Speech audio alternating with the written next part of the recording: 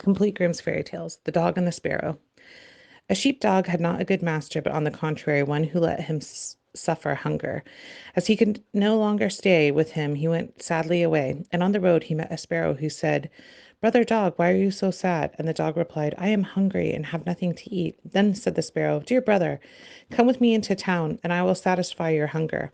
So they went away into town together. And when they came in front of a butcher's shop, the sparrow said to the dog, "Stay here, and I will pick up a bit of meat for you." And he alighted on the stall and looked out to see no one was observing him, and pecked and pulled and tore a long piece which lay on the edge that had slipped down. This then the dog seized and ran to the corner and devoured it. The sparrow said, "Now come with me to another shop, and then I will get you one more piece that you will be satisfied." When the dog had devoured the second piece as well, the sparrow asked, "Brother dog, have you had enough?" "Yes, I have had enough meat now," he answered, "but I have had no bread yet," said the sparrow. "You shall have that also. Come with me." And he took him to a baker's shop and pecked a couple buns until they rolled down, and the dog wanted more still. He led him to another stall and got another bread for him. When this was consumed, the sparrow said, "Brother dog, have you now had enough?" "Yes," he replied. "Now we will walk a while outside the town." Then they both went out onto the highway. The weather was warm, however, and when they had walked a little while, the dog said, "I am tired and would like to sleep." "Well, do sleep," answered the sparrow. "In the meantime, I will seat myself on this branch." So the dog lay down on the road and fell fast asleep. Whilst he was sleeping there, a wagoner came driving by who had a cart with 3 horses laden with 2 barrels of wine. The sparrow, however, saw he was not going to turn aside, but was staying in the wheel track in which the dog was lying, so it cried, "Wagoner, don't do it, or I will make you poor." But the wagoner growled to himself, "You will not make me poor," and cracked his whip and drove the cart over the dog, and the wheels killed him. Then the sparrow cried, "You have run over my brother dog and killed him, and it shall cost you your cart and horses."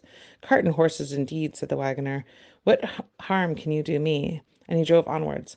Then the sparrow crept underneath the cover of the cart and pecked so long at the same bunghole that he got the bung out, and then all the wine ran without the driver ever noticing it. Once, when he was looking behind him, he saw the cart was dripping and looked at the barrels and saw that one of them was empty.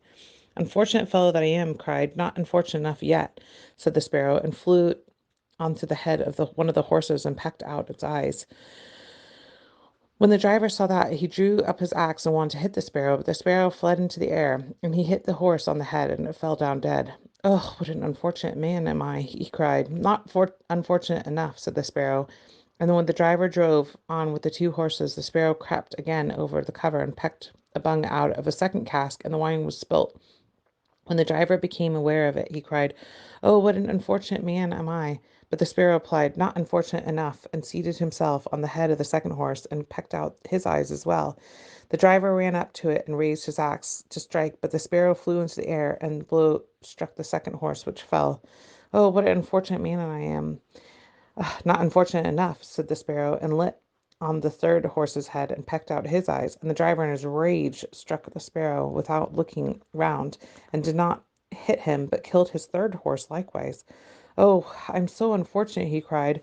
"Not unfortunate enough," answered the sparrow. "Now I will make you unfortunate in your home." And he flew away.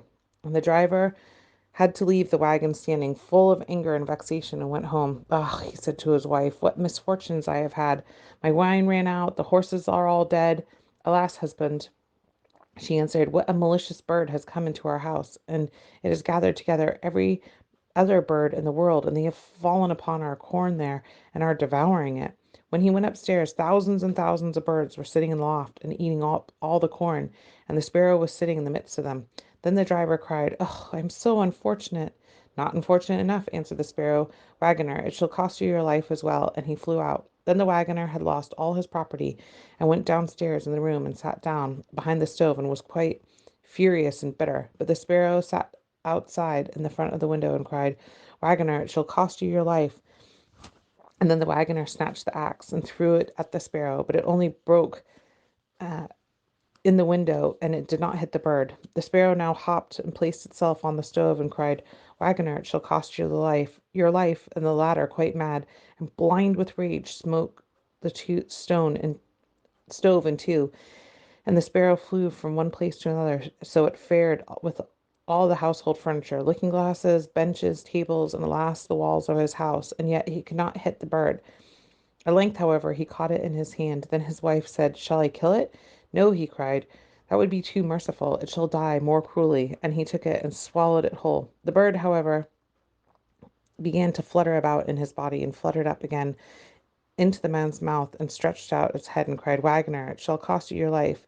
And the driver gave the axe to his wife and said, "Kill the bird in my mouth for me." And the woman struck, but missed her blow and hit the wagoner square on the head, so that he fell down dead. And the sparrow got up and flew away.